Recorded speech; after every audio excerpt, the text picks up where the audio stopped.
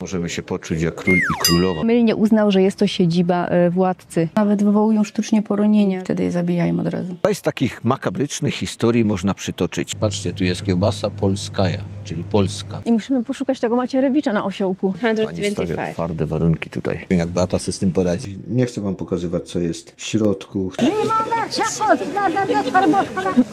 Oni współpracują z policją. Наши узбеки не любят кошек, собак не любят. Język wroga trzeba znać. Nie widać dosłownie nic. To jest chodnik. Bata już się boja. Pan odprowadza teraz wielbłąda.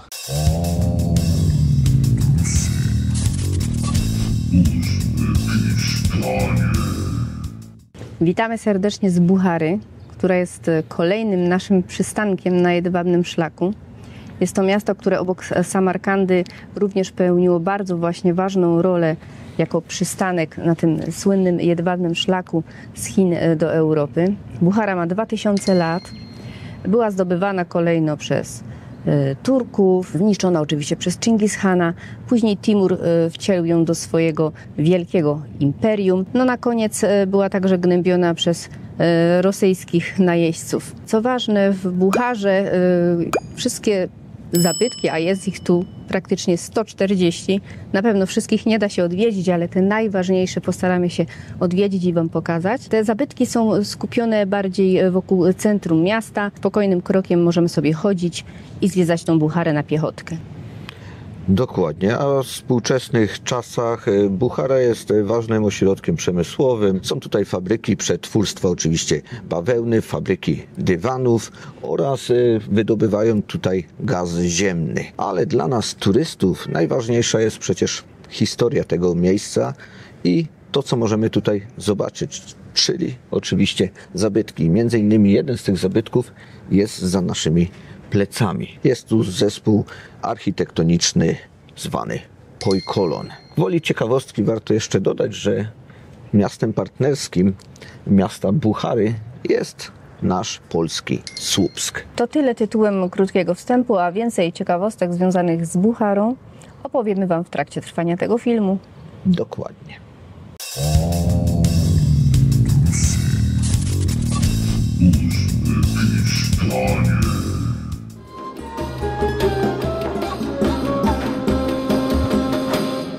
Wyruszając na miasto Buchara, na pierwszy ogień bierzemy zabytek, jeden z najważniejszych i istotnych dla historii tego miejsca, a mianowicie twierdzę Ark, która była swoistym początkiem właśnie istnienia Buchary, a o tym miejscu za chwilę trochę więcej opowie wam Beata.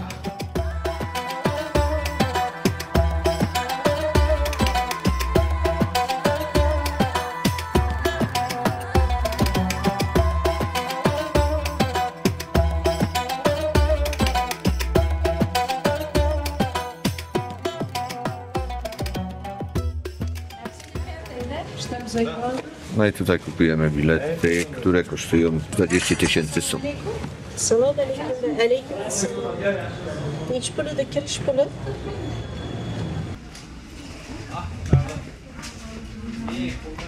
Tutaj mamy więźniów. To było więzienie. Tak, bo to było więzienie.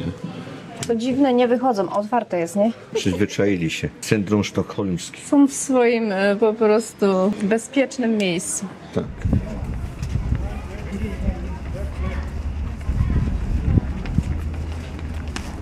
Pan sobie robi takie talerze.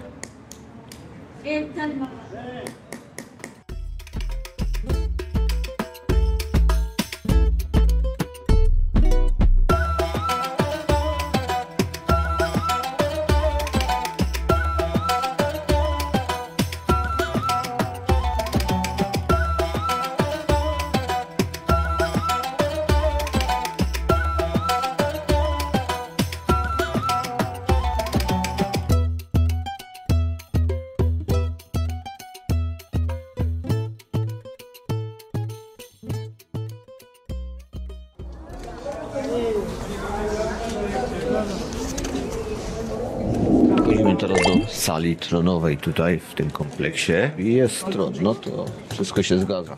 Znajdujemy się aktualnie na terenie Cytadeli Ark. jest taki jeden z głównych zabytków Buchary. To są takie starodawne mury obronne. W środku w tych murach obronnych były budowle, zamek królewski. Tutaj mieszkali najwięksi dygnitarze. Pierwsze wzmianki o tej cytadeli pochodzą z X wieku, ale prawdopodobnie jest ona dużo starsza, ponieważ archeolodzy podczas prac wykopaliskowych odkryli aż 20 metrów w głąb ziemi pozostałości tych murów obronnych, co znaczy, że była ona wielokrotnie burzona i stawiana na nowo. W 1920 roku praktycznie doszczętnie mury zniszczyli Sowieci podczas nalotów. Tutaj jeszcze do 1920 roku mieszkali ludzie w tej cytadeli. Później już stała się niezamieszkała. Teraz jest tu, wiadomo, muzeum. How much for this? How much? $35. Sum? 450,000. This is cotton one. If you like it, good discount, madam. How Not much yet, to- not yet. about your price. You will receive Visa card. Następnie.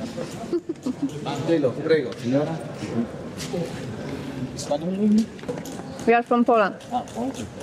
No i teraz możemy się poczuć jak król i królowa, bo z tego miejsca obserwujemy cały ten plac. Król zawsze musiał być na jakimś podwyższeniu, żeby uwydatnić ta władza, prawda, żeby pokazać ludziom, że jest kimś ważniejszym. Żeby sobie zrobić na tym tronie zdjęcie, to trzeba niestety zapłacić, ale to nie jest duża suma, bo to jest 10 000 sum, czyli na 3 złote tam. Ale to są takie bardziej atrakcje turystyczne, bo ten tron oczywiście nie jest tronem oryginalnym, który był w tamtych czasach, prawda, na którym zasiadał ówczesny król, czy być może nawet Timur. To jest po prostu jakiś tron zrobiony po to tylko, żeby właśnie turyści mogli sobie zrobić zdjęcie na tym tronie i zapłacić za to. Nazywam się Nie ma tak, chcecie to sobie zapłacić 20 zł i potem nie ma sprawy. Teraz wchodzimy do części, w której prawdopodobnie była kiedyś stajnia na terenie twierdzy. na 15-20 koni. 15-20 koni tu.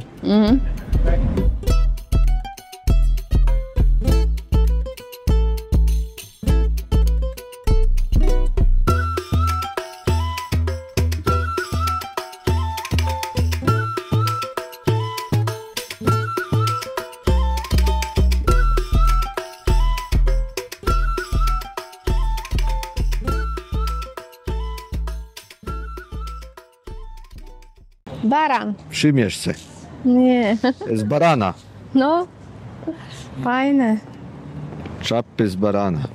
Chciałam kupić dzieciakom takie czapeczki, ichniejsze, te tubiczylejki, ale okazuje się, że pan chce 150 za jedną, podczas gdy w Samarkandzie za 180 mogła mieć dwie.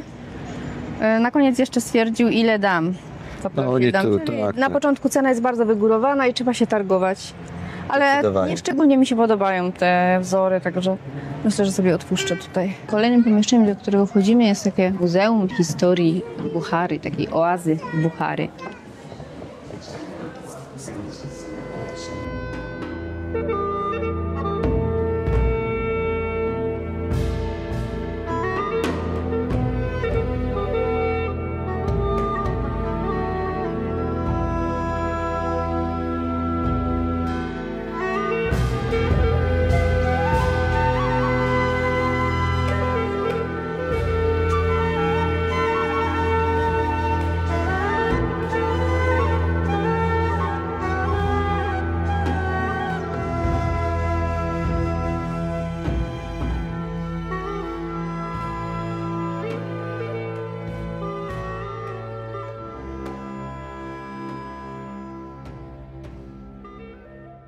Tu chyba jakieś dawne narzędzia chirurgiczne mamy.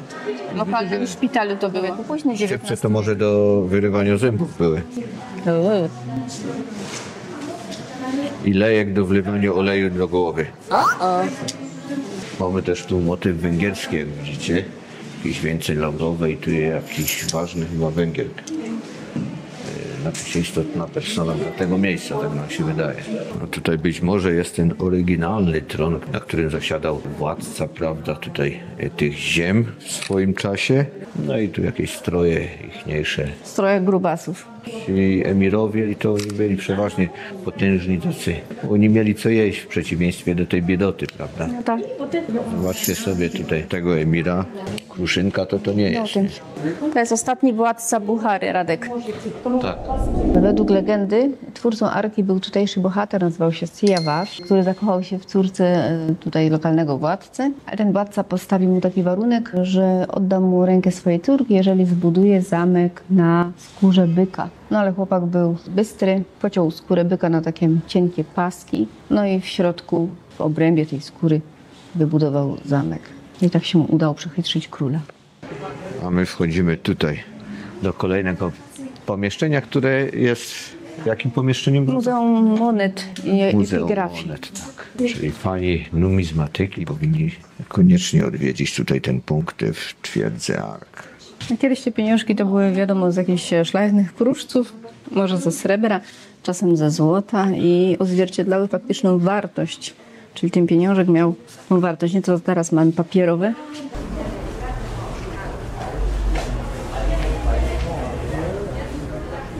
Na górze tej cytadeli można sobie zrobić też spacer wzdłuż murów, prawda, twierdzy. Trwają tu jakieś prace, chyba jeszcze pewnie tu za jakiś czas będzie to zdecydowanie lepiej wyglądało, ponieważ być może powstaną tu jeszcze jakieś dodatkowe budynki, dodatkowe jakieś atrakcje. Co dziwne, można tutaj sobie swobodnie chodzić. Myślałem, że to co niektóre właśnie takie te budynki stare będą pozamykane, że nie będzie można wejść do nich, ale widzę, że swobodnie można się tutaj poruszać. Taka raczej pełna swoboda, jeżeli chodzi o turystów. W środku nie jest zbyt wiele, ale może no, ewentualnie coś na głowę spaść, bo tutaj są pozostałości tego sufitu, które są, jak widzicie, już spękane dość mocno i może to komuś spaść na głowę, także nie jest to zbyt bezpieczne. I z tego, co tu wyczytaliśmy, to był meczet po prostu. Tu jest taki na szybie taki zarys tego budynku, także można zobaczyć, jak to wyglądało. A tutaj zaraz obok tego meczetu mamy hammam, czyli łaźnie tureckie, prawda? No tu jak widać cały czas coś odkopują, bo to jest zasypane tym piaskiem, tą warstwą ziemi. No teraz to odkrywają powoli te mury, te zabudowania tutaj cytadeli. No jeżeli to było takie małe miasteczko, no to tych zabudowań musiało być zdecydowanie więcej niż te, które widzimy, prawda? Które już są odnowione i odbudowane.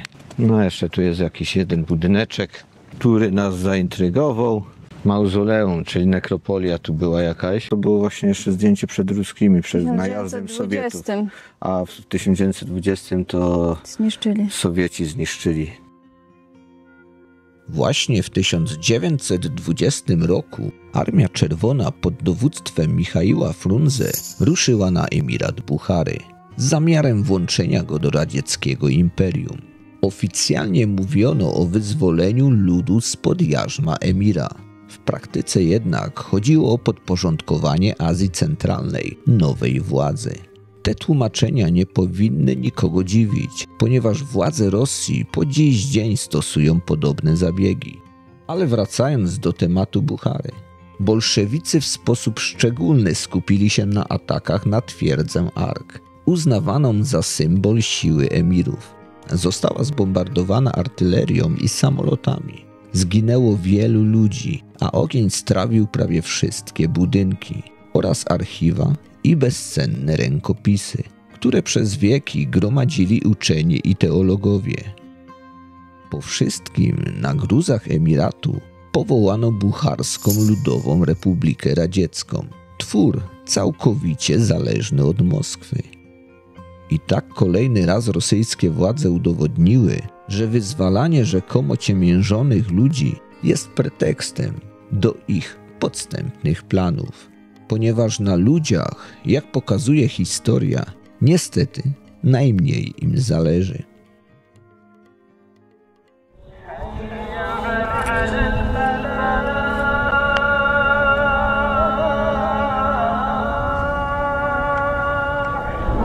Znajdujemy się przed jednym z najważniejszych zabytków architektonicznych Buchary, czyli przed obiektem Poi Kalon, który składa się z meczetu, słynnej minaretki i z medresy, która jest do tej pory czynna. Do tej pory uczą się tam, studiują uczniowie.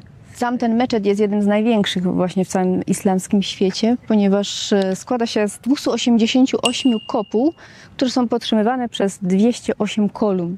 czyli w środku to jest naprawdę ogromne i robi niebywałe wrażenie. Ta minaretka też tak zachwyciła Chingis Khana, że to była jedna z budowli, której nie zniszczył podczas swojego najazdu, bo mylnie uznał, że jest to siedziba władcy. Cały obiekt jest oczywiście wpisany na listę UNESCO. Departament Natury. Tego placu, jak się wychodzi, to po prawo trzeba wejść w drzwi i jeszcze tu mamy coś takiego. No i tu jest to, z czego słynie, prawda, Uzbekistan, czyli bawełna. To jest najbardziej istotna gałąź chyba gospodarki. Tutaj w Uzbekistanie właśnie produkcja bawełny. Teraz jesteśmy w sali bardzo creepy. Tu są martwe zwierzęta. Nie wiem, czy to autentycznie są te zwierzęta wypchane, czy to są jakieś sztuczne raczej chyba. Tak wypchane mi się wydaje. Poważnie? Bo nie zabili kozę i ją wypchali. Jeża też wypchali, bo tu jest jakiś jeż nawet. Wąż. Żółwia wypchali. Nie, to są chyba sztuczne jakieś niektóre. To jest karakuła, 9. Gdzie? A, ta mała owca. Tak, to są te karakuły. Widzisz, tu są futra karakułów. To się takie małe owieczki zabija, taki mały jagniątka, popatrz. Ja pierniczę. Im młodszy, tym lepszy skręt, nie? 5 dni, 1 dzień. Nawet wywołują sztucznie poronienia, żeby one były takie bardzo skręcone i wtedy je zabijają od razu. Człowiek jest okrutny. No. Tu jeszcze w słojach, prawda, rybki, żabki, jaszczurki i inne stworzenia. Jak jechaliśmy tutaj do Buchary, zastanawialiśmy się, bo były właśnie takie połacie jakby białego nalotu na ziemi. Wstępnie myśleliśmy, że to śnieg, ale tu jest wyjaśnienie tej zagadki, prawda, Blatko? Powiedz, co to jest. Przypuszczałam, że to jest sól. No tak, To jest taki myśleliśmy. solny nalot na ziemi i prawdopodobnie to są te burze solne z wyschniętego jeziora Aralskiego i one się przenoszą. No i ziemia w ten sposób jest też skażona przez to. Tak, posolone już wszystko mają. Tu jest taka ciekawostka. Wieża ciśnie. Tak. Jest czynna i przekształcili ją na taki taras widokowy i tam można wjechać i oglądać sobie. Fajnie widać po nocy miasto. Jesteśmy na siebie skazani chyba. O! Witam. Świat jest mały. Nie, byliśmy Nie, tylko nie, tu my dopiero i byliśmy tu. ponagrywaliśmy. Nie ma co tam iść, bo baza dzisiaj ma dzień i sanitarny. Tak? Byliśmy niestety. A gdzie można zjeść coś fajnego, dobrego? Tutaj Albo byliście kawę może wypić? gdzieś? My mamy na A, Wszystko to- zależy jak się trafi, tak? I co zamówi. No właśnie. Ale tu jest coś, pójdziemy tu chyba zobaczyć. Zobacz. Jeszcze Nie, nie. nie. nie, 4 razy więcej czasu. No tak. Pamiętajcie, Można że tak wtedy powiedzieć. Później polubić cały czas, lajki dawać. O, lajki. To jest bardzo ważne, tak. Racja. No to do zobaczenia za chwilę. Jesteśmy w takim lokalu pod tą wieżą ciśnin, na którą można wjechać, prawda, windą. Tam jest taras widokowy. Obok twierdzy oczywiście ark. Zamówiliśmy sobie kawę, sałatka już jest. Jeszcze po langmanie zamówiliśmy. I to jest taka, no, w zależności jak to podają, ale to jest zazwyczaj z makaronem, z mięskiem i coś tam jest z zupy takiego sosu. Sałatka jest dobra? Bardzo. Jak kosztowałeś? Ceny są całkiem przystępne. I przyszedł langman z jajuszkiem, jest tu mięsko jakieś, makaron wygląda apetycznie. Dobre, ale Przyprawa tam jest jakaś, nie? Tata tej przyprawy bardzo nie lubi, a mi to nie przeszkadza absolutnie. Ja się biera za jedzenie. Byliśmy się zapytać o wjazd tutaj na tą wieżę widokową i to kosztuje 50 000 od osoby, czyli 15 zł, 16. Może później skorzystamy, ale najpierw chcemy odwiedzić te najważniejsze tutaj zabytki, najważniejsze miejsca w Bucharze. Teraz zmierzamy w tamtym kierunku i będziemy kontynuować nasze zwiedzanie Buchary. To, co nam się tu nie podoba, tu właśnie w okolicy te twierdzy, to, że właśnie są takie jakieś meleksy, nie meleksy, rowery, hulajnogi, tu śmigają, ludzie jeżdżą. Nam się to nie podoba. A ich to może jeszcze bawi, może chcą zarobić po prostu na tym. I jakby to był kawałek dalej, nie wiem, po drugiej stronie ulicy to spoko, ale tu przy samej tej twierdzy, spacerując, to trzeba uważać właśnie na te przejeżdżające meleksy, no bo ten akurat powoli jedzie, ale czasami tu szaleją. Bardzo szybko się przemieszczają, tak trzeba uważać, żeby nie wpaść na jakiegoś.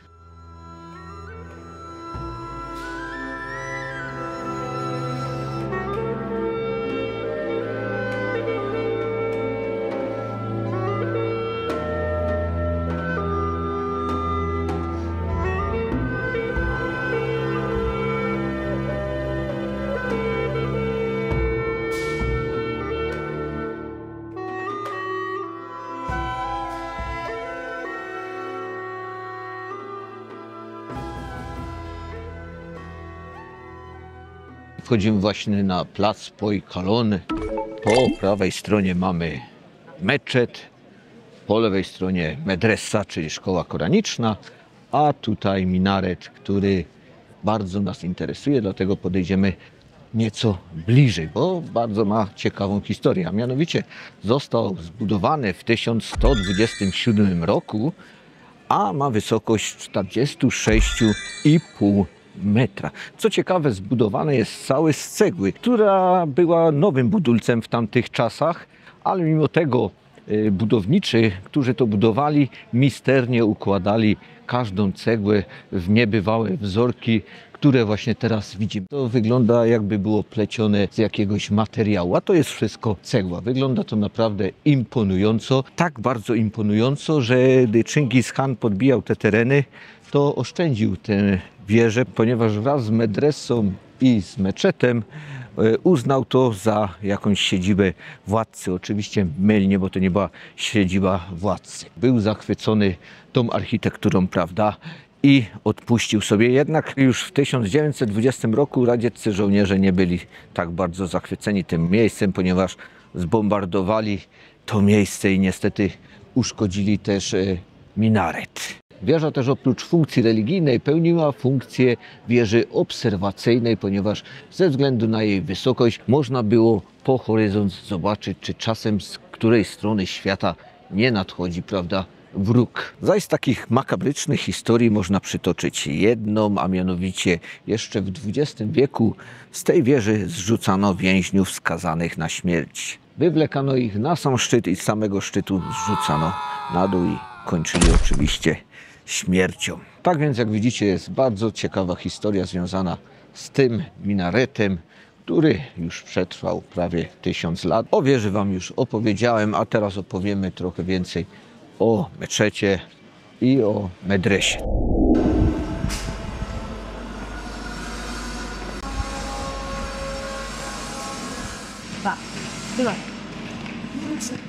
Bilety kosztują 15 000 sum. Można wypożyczyć chusteczkę jakaś, chyba pani po Tak prostu jest. daje. Bacza ma swoja, także nie musi mieć. No i jesteśmy już na terenie meczetu Kalon. Coś więcej o tym meczecie powie Wam teraz Beata, przekazuje jej pałeczka. Zaczęli go budować w XII wieku, a dokończyli w 1514, także w XVI. Długo trwała budowa tego meczetu. Jest on jednym z największych w Azji Środkowej. No i tutaj widzimy już obowiązkowo kobiety chusty na głowach muszą mieć. Co jeszcze, o czym nie wspomniałem, odnośnie tego minaretu, który jest za nami, teraz fajnie go w tle widać, to, że on był w 1997 roku kompleksowo odnowiony. Jak mogłeś nie pamiętać tej daty? To jest data podpisania cyrografu. Muzułmanie akurat mają swoje modły. Buty oczywiście zostawione przed wejściem, a każdy meczet frontem jest zwrócony Beata w którą stronę? W stronę Mekki. Tak jest, dokładnie. I w tym kierunku odbywają się modły muzułmanów oczywiście. Z tyłu budynku są, jak widzicie, toalety i jest budynek, w którym muzułmanie przed modlitwą obmywają się na stopy, dłonie i wtedy dopiero mogą iść spokojnie do meczetu się pomodlić. Tak, właśnie teraz trwają te modlitwy i to jest taki specjalny budynek dla nich. A tutaj mamy jeszcze trzeci budynek, to jest medresa. Medresa została wybudowana w XVI wieku. Budowniczy tej medresy prowadził wojny w Iranie i sprowadził stamtąd bardzo wielu jeńców. I później, żeby dokończyć tą medresę, żeby mieć na to pieniądze, sprzedał 300 jeńców i wybudował w końcu tą medresę, która jest najdłużej działającą medresą Azji Środkowej. Ja jej pomogłem dźwigać, bo na to ciężki ten kijek i go daj to se trochę wyżej. No, jest najdłużej działającą medresą w Azji Środkowej i działa do dzisiaj. Nawet w czasach Związku Sowieckiego to była jedna z 3 uczelni koranicznych, której sowiecka władza pozwoliła działać i nauczać religijnych nauk. Także spróbujemy tam zajrzeć, ale tam nadal prowadzone są lekcje, uczą się, także do środka się nie wchodzi, tylko do tego przedsionka podejrzewam i tam dalej już nie będzie można. Zobaczymy. Medresa się nazywa Mir i Arab. Mir i Arab, czyli pokój i Arab by wychodziło. No nie wiem, czy to jest takie dowolne tłumaczenie. Moje to jest dowolne. Ja sobie wszystko dowolnie tłumaczę. Czyli pokój, w którym mieszkają Arabowie. Można jedynie tutaj podejrzeć, nic więcej, jest stół do ping-ponga z tego co widać. Nie można wejść dalej. Tu już są, jak widzicie, linie, które nie pozwalają, znaczy się one by pozwoliły przejść, ale nie można zwyczajnie. To są pewnie jakieś znane persony, prawda, tej uczelni, które się tam jakoś zasłużyły.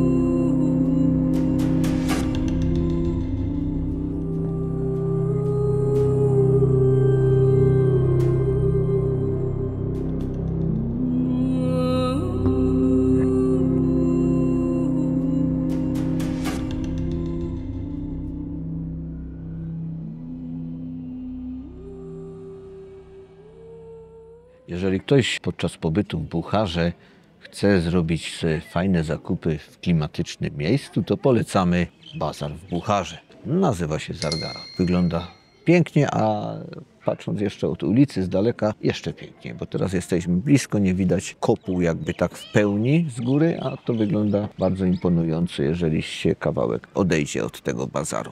Trzeba przyznać, że klimacik tutaj na tym starym mieście w Bucharze jest niesamowity. Są knajpki, są historyczne budowle, są kramiki, sklepiki, pamiątki i naprawdę jest taki subtelny klimacik, w którym można odpocząć, zrelaksować się, ale też coś na pewno dobrego zjeść i posłuchać w miarę spokojnej, nienachalnej muzyki.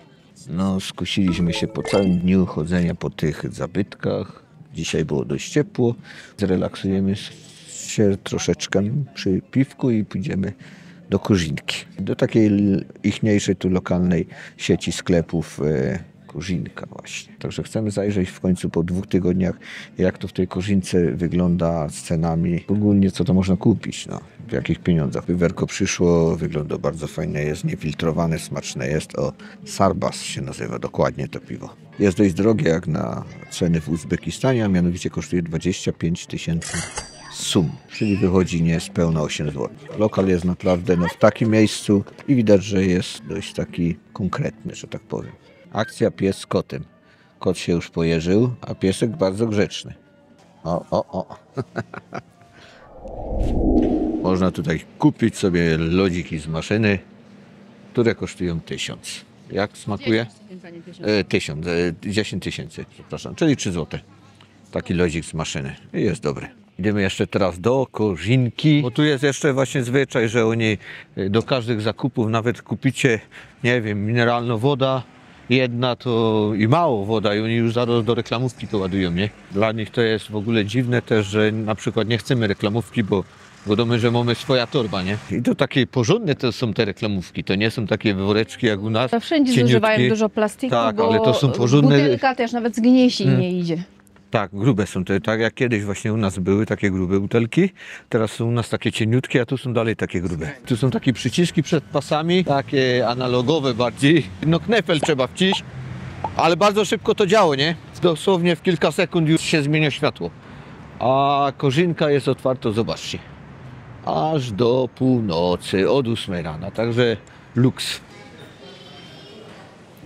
Tu macie przykładowe ceny owoców, grejpfruty 25, tu 28, takie mandarynki, niespełna 9 zł za mandarynki za kilo. Tu są jabłka po 14, 9,90, gruszki. Są też droższe jabłka, po 6 zł. Pepsi 11, 890 za 1,5 litra. W małych sklepikach wcale nie jest drożej. Woda się opłaca, woda musimy wziąć, bo woda jest tańsza. Patrzcie, tu jest kiełbasa polskaja, czyli polska. Tu jest nawet flaga biało-czerwona, cyrlicą jest napisane. Czyli nawet tu doceniają nasze polskie kiełbasy. Ogóreczki konserwowe. Czekolady to zasadniczo są drogie. Tam są może tańsze jakieś po 12, ale tu po 19 są. Tu są za 9 też. No są tańsze, są. 9-12, nadziewane są tańsze po prostu.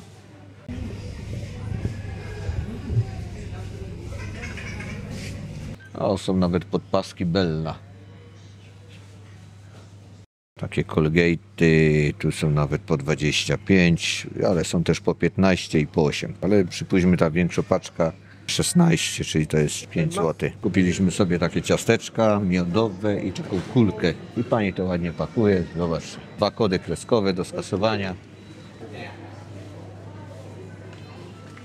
Ile jajka kosztują? 32 700. To jest dobra cena za 30 sztuk. To jajka są tanie dość.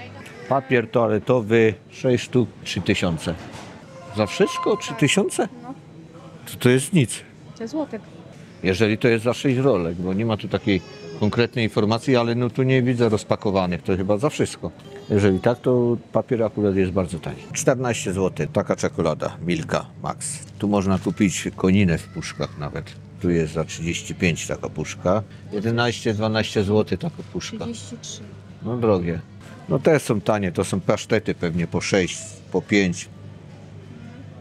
Chipsy tutaj mamy po 25 i po 16 mniejsze paczki, 25, 225 gram. Po 26 no, tysięcy sum. Serio, od 100 000 w górę idą. Zdarzają się tańsze, ale zazwyczaj wszystkie są droższe. Za kilogram oczywiście.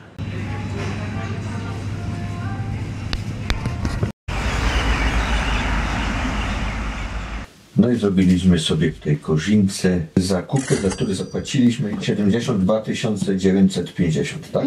Kupiliśmy sobie 2 wody, które są tańsze niż w tych małych sklepikach, gazowane 1,5 litra, za które zapłaciliśmy już wągodą prawie 4000 można powiedzieć.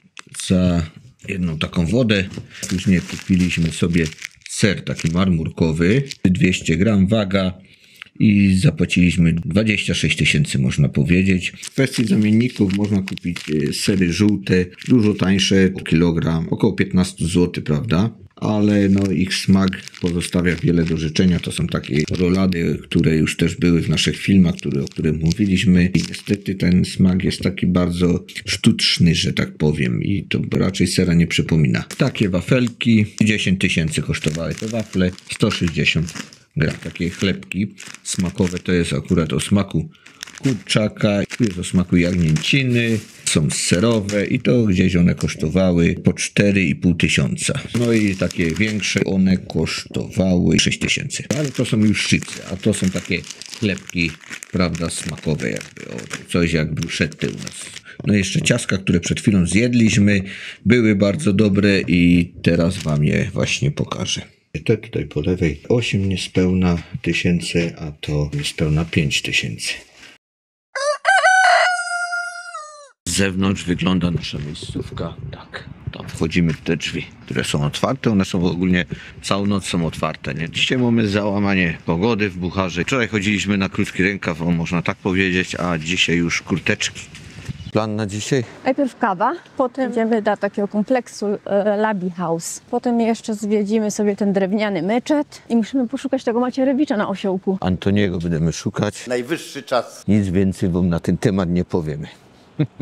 Fajne boisko tutaj mają i to jest łączone boisko, czyli do koszykówki, do piłki nożnej albo też do piłki ręcznej. Z takich rur, bramki zrobione, ale najlepsza jest nawierzchnia. Pełno kamieni i ziemia. No, mają takie ekstremalne doznania chłopaki, jak tu na WF-ie grają czy ćwiczą.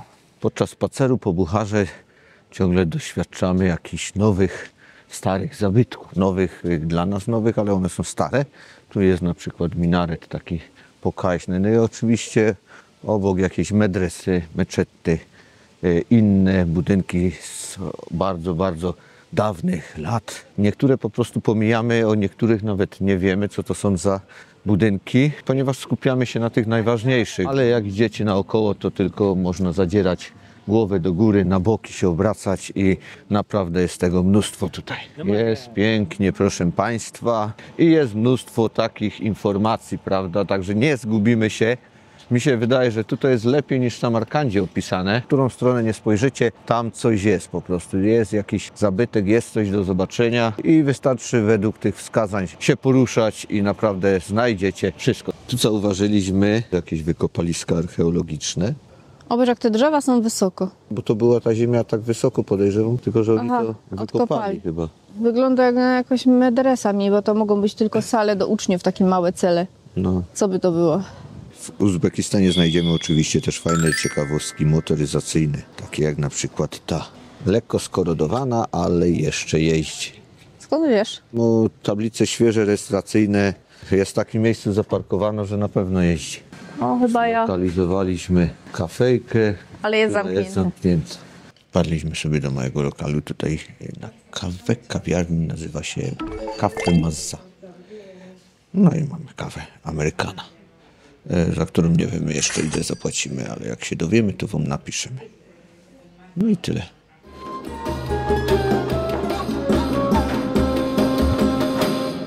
Za moimi plecami znajduje się Hanaka Divana Begiego. Hanaka to jest taki zakon, klasztor do takich wędrownych zakonników zwanych derwiszami. Oni tutaj przebywali, tutaj się modlili, tutaj mieli swoje schronienie w czasie swoich podróży. A należy ta Hanaka do takiego kompleksu, który się nazywa Labi House, czyli nad stawem. Dlaczego nad stawem? Bo jest to zbiornik wodny, który powstał w 1620 roku. Według legendy ziemię pod to udostępniła taka starsza Żydówka w zamian za pozwolenie wybudowania synagogi w tym mieście. No i jest tu niedaleko też synagoga. A ten zbiornik powstał jako rezerwuar wody pitnej dla mieszkańców Buchary. Niestety wiązało się to z tym, że była to wylęgarnia różnych chorób i dlatego średnia długość życia w Bucharze nie przekraczała 35 lat wtedy. Tu nawet taki zabytkowy mają rowerek wodny. Nie wiem, czy to jeszcze jest w stanie pływać po tym zbiorniczku. Wygląda ciekawie. Popatrzcie, jak tu jest fajnie wkomponowane w lokal to drzewo, ale tak to dość ciekawie wygląda. I wyrasta z dachu jakby.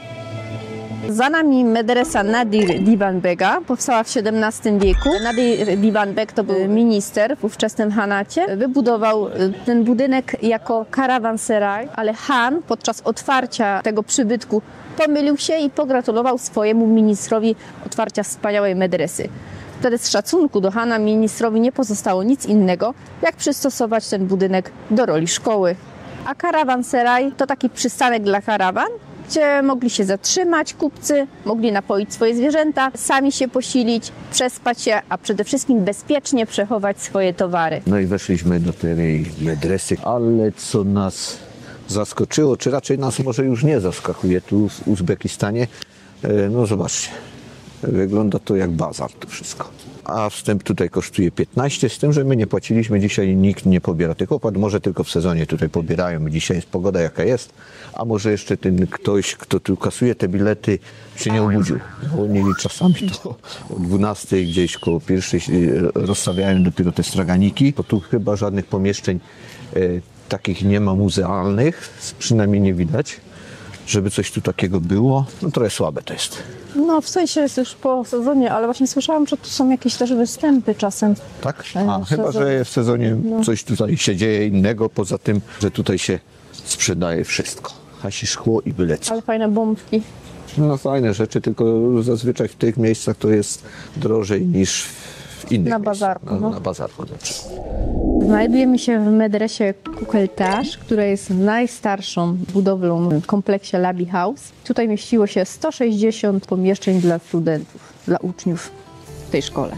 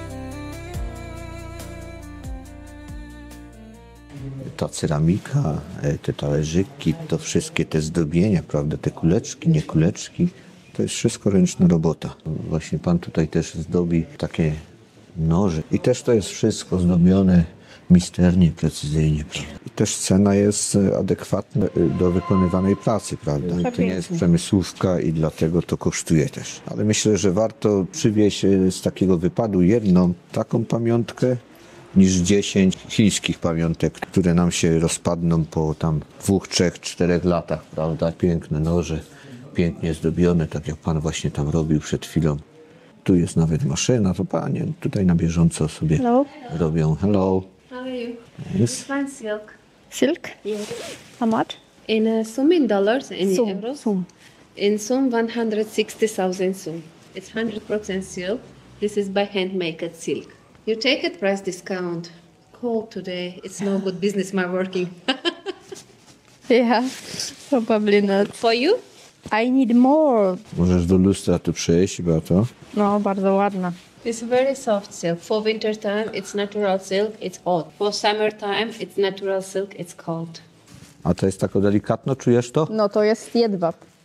Jest delikatna bardzo. Color, different color. For 500? Bankrupt kumana. I think of this. Oh, take it. You good woman. You too. You No. It's many beautiful colors. Batan próbuje wynegocjować dobrą cenę, prawda, na te chusty jedwabne, 125 które chce kupić, Bardorit. ale nie wiem, Okay. czy wynegocjuje. bo 125. Pani stawia twarde warunki tutaj. 620. Zobaczymy, co z tego wyniknie. Where from? From Poland. Poland, same cold? Same time? No, same. But all the month. Not one day. Radek, 125. Ile to? 125? No, 30, no niecałe 40 zł. Tą cenę, którą Beata wynegocjowała, jest to cena atrakcyjna bardzo, bo jak sprawdzaliśmy w internecie, takie szaliki jadwabne kosztują sporo więcej. No ale chcemy jeszcze sprawdzić właśnie ceny na bazarze. Pani nie wiedziała, z kim ma do czynienia. Że ją każda złotówka obracą w rękach 33 razy, zanim ją wydą. Oby obracasz w rękach złoty pieniądz.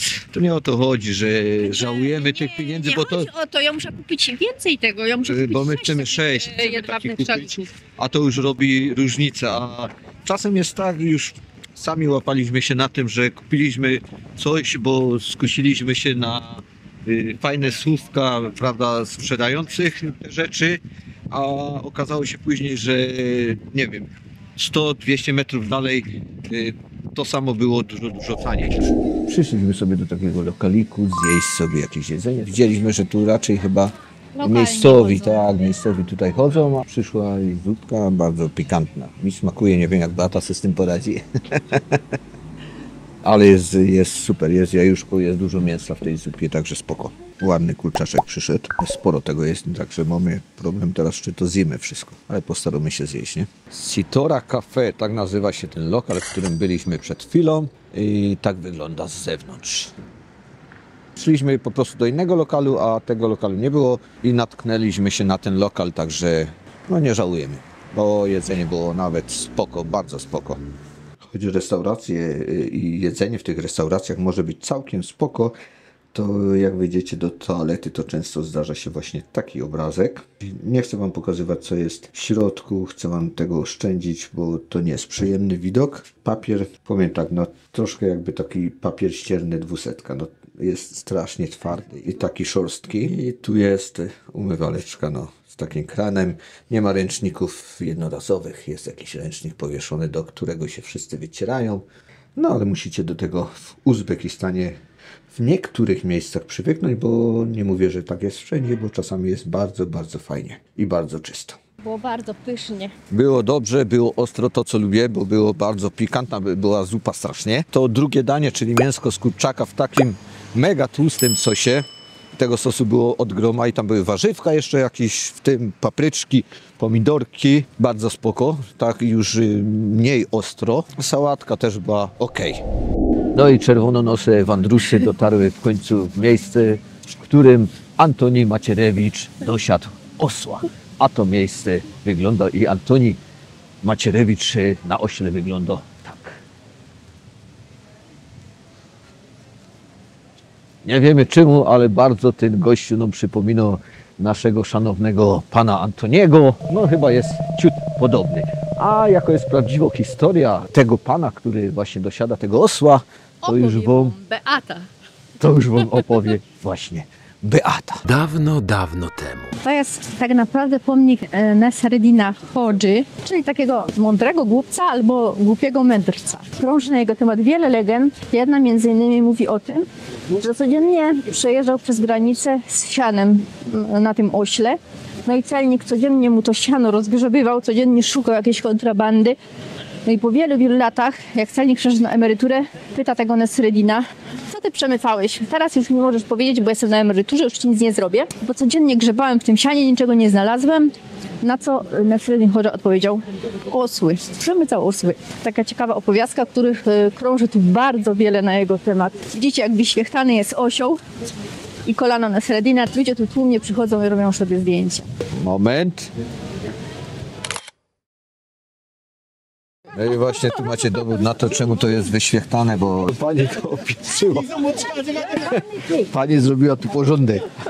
Porządek myśli, ale pewnie tu zasiadają ludzie, bo jak widzicie, to jest bardzo wyświechtane. A pani się oburzyła i nie wolno.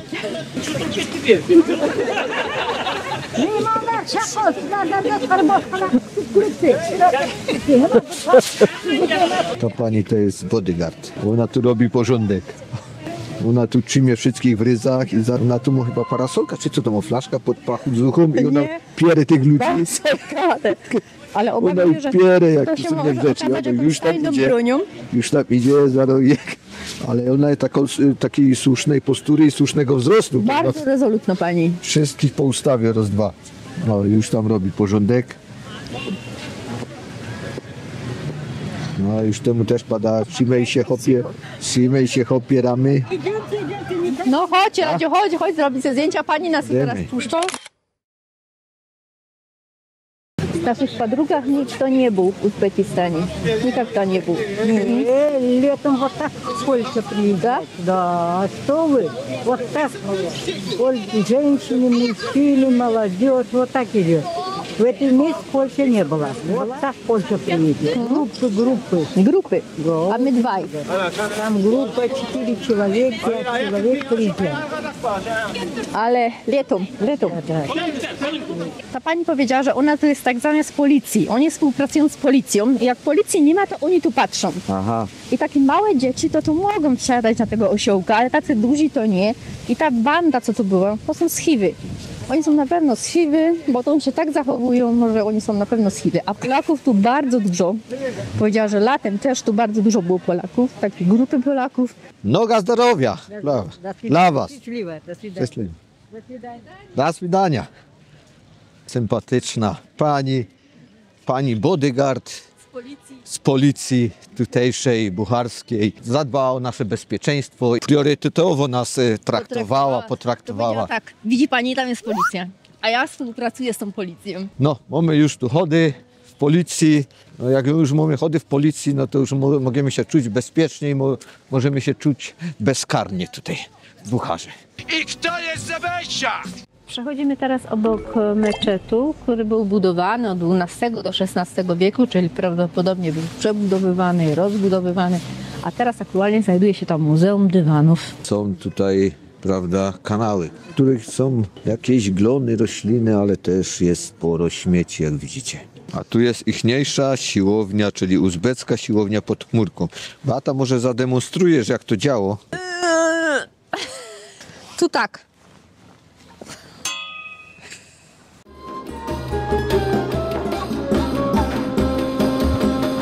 Za nami kolejny charakterystyczny budynek dla Buchary, czyli Chor Minor, co oznacza 4 minarety. Wbrew nazwie nigdy nie był to budynek sakralny, ponieważ został wybudowany jako taka mała galeria handlowa przez jednego bogatego kupca. Inne podania głoszą też, że był to tak jakby przedsionek do mederesy, która została zniszczona. Te 4 minarety symbolizują 4 najważniejsze religie, czyli islam, judaizm, buddyzm i chrześcijaństwo. I w środku podobno możemy znaleźć symbolikę związaną z tymi religiami. No oczywiście w środku też znajdują się sklepiki. This one 80,000 soom, silk handmade. 80,000 soon. 80,000. 50,000. 70, okay. 70. I take two, I give you 50,000. No. 70, okay. 60? To jest jedno. 2.5 years old. My little. Czuja? Tutaj fajne takie bukłaczki na właśnie butelki, takie malutkie z piciem. Gustowne bardzo. Ręczna robota. Tak, ręczna robota. You see, very carry Ręczna because robota. you don't come back here. That's right, Then you cannot find. A to rzekomo jest z wielbłądziej wełny. Bardzo delikatne. Ja? Musimy zaufać pani, bo nie jesteśmy w stanie tutaj tego zweryfikować, czy też zbadać, czy to jest faktycznie z wielbłądziej wełny, czy też nie. Tata robi zdjęcie. A ja pozuję do tych zdjęć. I wonią ta róża. Wygląda, twoja głowa wygląda jak 5. minaret tej. Obejrzyjcie, jakie fajne zdjęcie będzie teraz.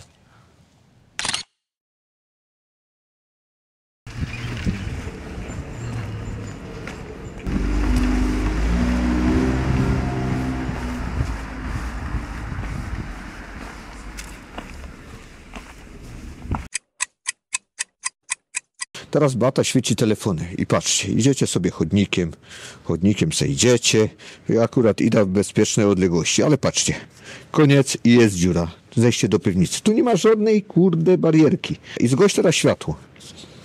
Latarka, patrzcie, i tak to wygląda. Nie widać dosłownie nic, to jest chodnik. No i tu wpadacie w dziura i to jest może z 3 metry na dół, nie? No. Zaświeć tu teraz jeszcze, żeby to pokazać. W Europie przynajmniej ludzie są przyzwyczajeni do tego, że w takich miejscach jest w miarę bezpiecznie, czyli możesz sobie iść, no nic ci się nie stanie, jeżeli jest jakaś dziura, to ktoś to w jakiś sposób tam zabezpieczy, prawda? A no tutaj jest wolna amerykanka. Kurczę, musicie naprawdę zwracać tu uwagę na to, co macie pod nogami. Jesteśmy w centrum miasta. I to jest centrum miasta, Buchary, tak. I to nie tylko w Bucharze, bo tak samo było w Samarkandzie, a już na prowincji jeszcze gorzej, zdecydowanie gorzej. Dziury były, jeszcze druty leżały, wszystko. Pan odprowadza teraz wielbłąda spod twierdzy Ark. No, on tam go eksploatuje cały dzień, prawda, tego wielbłąda. Ale wielbłąd jest raczej odporny na wysokie temperatury i na to, że nie ma picia przez cały dzień. A tu kotka słychać za tej bramy.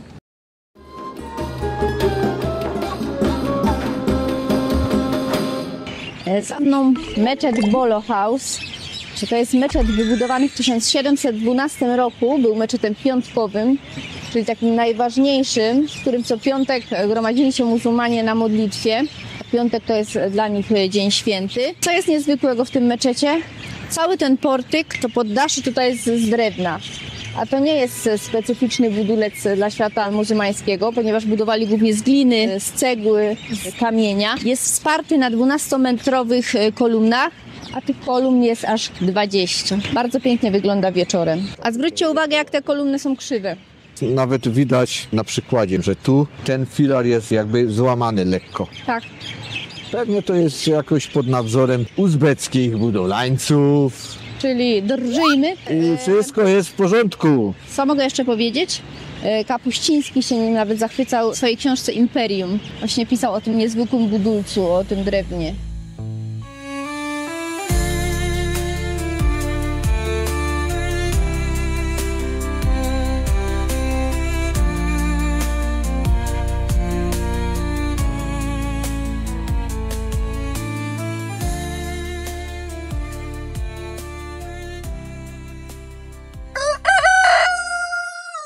Tutaj mamy taki fajny dziedziniec w naszym hoteliku. Tam jest nasz pokój, z którego Beata wychodziła. No i przyszło śniadanko. Jest herbata, masełko, omlet, serek i cały chlebek. No i babeczki. Beata poszła do banku wymienić pieniądze. Dzisiaj kurs jest za $1 12 730 sum. Ten kurs się często tutaj zmienia, ale nie są to jakieś bardzo duże wahania, prawda? Suma to jest jednak niestabilna waluta i ryzykownie jest wymieniać większą kwotę, bo nie chcemy jakby zostać z tą kwotą, dlatego tak wymieniamy zazwyczaj po $200. Dzisiaj jest ciut lepsza chyba pogoda niż wczoraj. Jest zimno, ale nie tak przenikliwie zimno. Jest ciut lepiej, nam się wydaje. Po mojej lewicy i prawicy dwie medresy, jakich tu jest bardzo wiele. Po lewej to jest medresa Ulugh-Bega z początku XV wieku. Ulugh-Beg to był ten słynny astronom, wnuk Timurai. W Bucharze też budował szkoły. W środku trwają prace remontowe, ponieważ no to już tam chyli się ku upadkowi, są dosyć mocne pęknięcia. Ta medresa jest 250 lat młodsza, to jest medresa Abu Nazy Kana. Widzimy tutaj, że ornamentyka jest nieco bardziej kolorowa. Kolor czerwony, żółty, tego się tak nie spotyka, jest trochę inna. Jacket to double color. Come on, madam. I know. People like it, my show. It's really very cheap. Cały czas w tych medresach, w tych miejscach jakieś prace trwają, cały czas coś się dzieje, tam na górze też pan pracuje, wszystko odnawiają. Widać wszędzie te pęknięcia, tu na tej ścianie.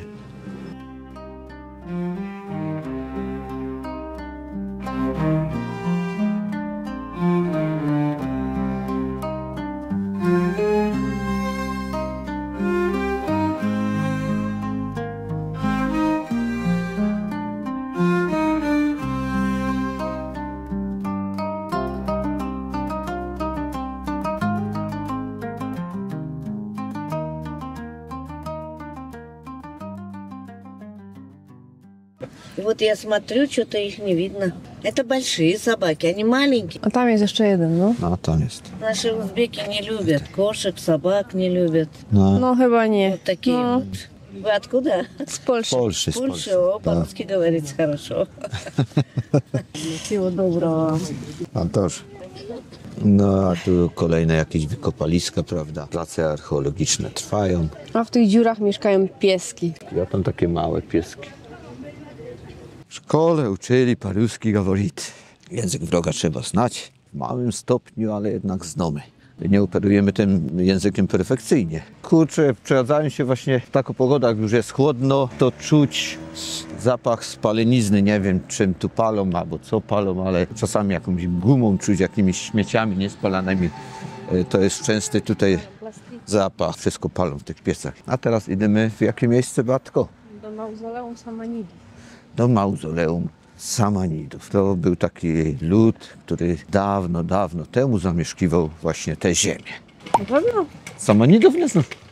Nie wiesz, od czego się to wywodzi? Była Samanida. Tutaj się sama Beatka, to samobeatki by były. Puknij się w łeb.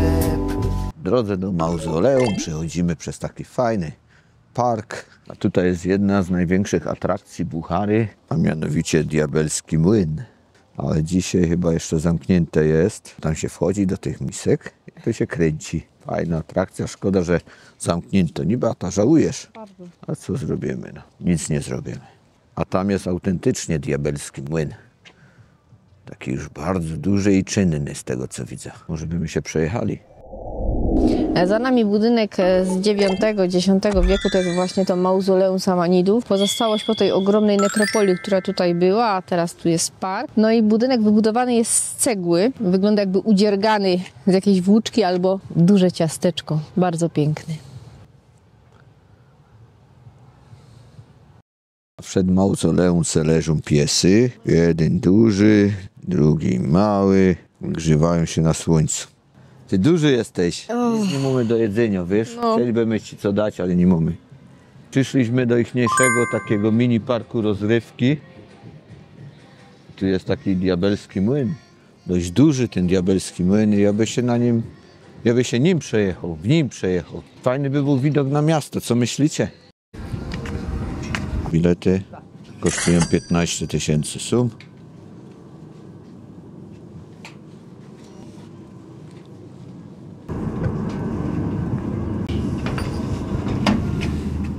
No i siedzimy już w kapsule teraz i powoli będziemy się piąć do góry. Bata już się boja. Ja już mam lęk wysokości. Wypuść mnie stąd. Jak to już nazad? Dobra, pojedziemy nazad jechać, już dość. Ja więcej już nie chcę widzieć tej Buchary. No pewnie to tu prężnie działo w sezonie, pewnie jest tu sporo ludzi, pewnie coś się tutaj dzieje ciekawego, ale teraz to jest no tak spokojnie. Chętnie bym podniósł swoje 4 litery teraz, żeby pokazać wam więcej, no ale jak widzicie jest mandat, sztrofa za to i chociaż nie wiem, czy to ktoś egzekwuje tu. Nie będziemy tego testować. Też dobrze widać, nawet z pozycji siedzącej. Teraz jesteśmy chyba w kulminacyjnym punkcie, no i mamy wgląd na całą Bucharę. No to jest fajny punkt, jeżeli nie wiecie, gdzie się poruszać, prawda, po Bucharze i nie wiecie, gdzie są jakieś zabytki, no to z tej perspektywy to wspaniale widać i można łatwo i szybko rozkminić temat właśnie zwiedzania. Tutaj jest kino 5D i labirynt luster. Idziemy? A to jest zawsze na niej z wszystkim. Zero rozrywkowo dziewczyna wam powiem te.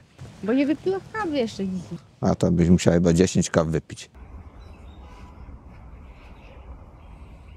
Buchara dba o te zabytki, odnawiają je, remontują, odrestaurowywują, także miasto właśnie pięknieje pod tym względem i szacunek się za to należy, że no te zabytki nie są zostawione samym sobie.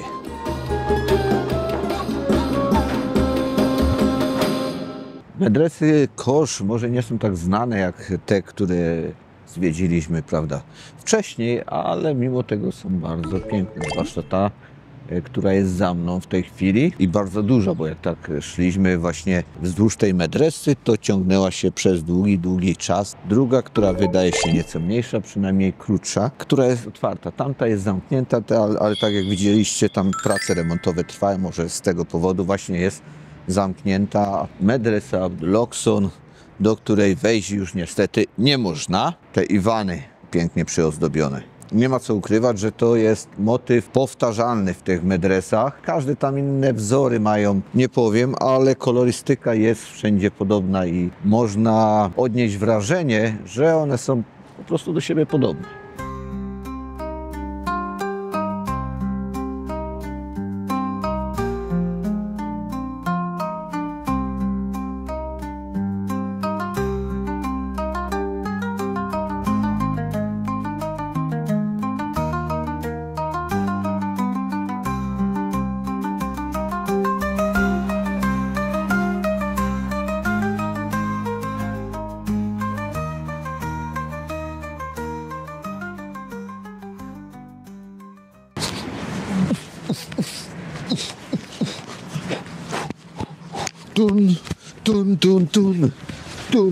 Tun. Kupiliśmy sobie somsę z kurczakiem naprzeciwko.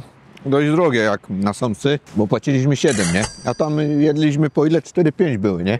W Samarkandzie. No dobra. Kapusta, kurczak. Więcej kapusty niż kurczaka, ale spoko. Ciepłe, świeże przede wszystkim.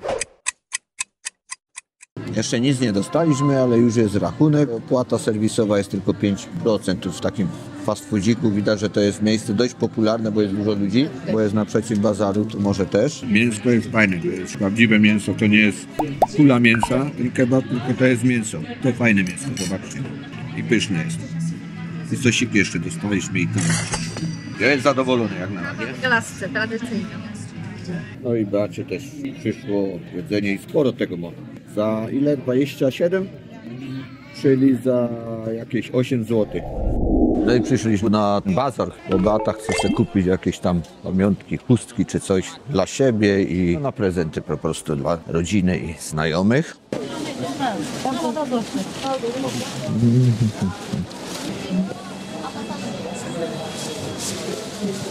Mamy pełno sprzętu, RTV, AGD, małe, wielkie, duże, mniejsze. Jest tego pełno tutaj. Czyli na tym bazarze można kupić wszystko, no. Dyskusja przy zakupie pieca. Nie, panowie grają szachy jakieś. Mega długie suknie, zobaczcie. Chyba obcinają według człowieka. Może. No ale nie, bo to jest przeszyte już chyba za nie, więc zresztą. Czy ja się na tym znam? Ja się na tym nie znam. W tej wodzie przynajmniej.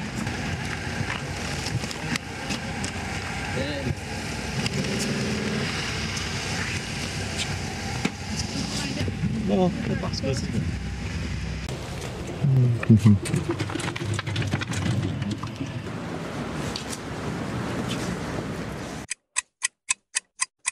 Tej nocy kończymy naszą przygodę z Bucharą, jedziemy do Chiwy. Jesteśmy aktualnie na dworcu w Bucharze, dworcu kolejowym oczywiście i teraz będziemy się ładować. Mamy 2 miejsca na górze w takim wagonie sypialnym, bo to są łóżka. Na bilecie jest napisane plac karta, Placka. czyli wszystkie łóżka razem, ale Radek stwierdził, że to nasze No, miejsca znaczy się- są... No nie, to jest wszystko razem w jednym, tylko są przedzielone przedzielone ściankami. muszą być, No, ściankami po nie ma prostu. osobnych tak jakby zamykanych Nie, przedziałów. przedziałów nie ma, wszystko jest razem. Czemu jedziemy w nocy, bo jest tylko jeden O, pociąg bo jest do tylko Chin jeden z Buchary w nocy. Nie było innej opcji i ze strat to można policzyć, że śniadanie straciliśmy.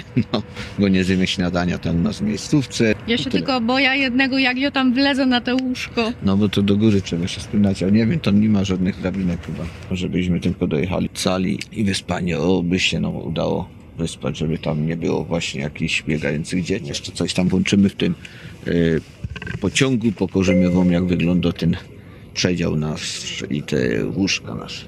Łosza, nie małżeńskie, bo będziemy madejowe, bo będziemy osobno spać. Dobra, idziemy. Socjalistycznej Republiki oczywiście Rady, że to fajnie nadają, mianowicie zespół Pojkolon. Zespół architektoniczny. Znajdujemy się przed jednym z najsławniejszych architektonicznych Zabiegów. Jak kończyli, czyli bardzo, bardzo źle, ginąc. Jeszcze raz. Pełno kamieniów. Kamieni, a nie kamieniów. Miejsce dla wędrownych Motyli. zakonników. Nie, ale właśnie nie skupić. Ty mi jeszcze na śmiech robisz.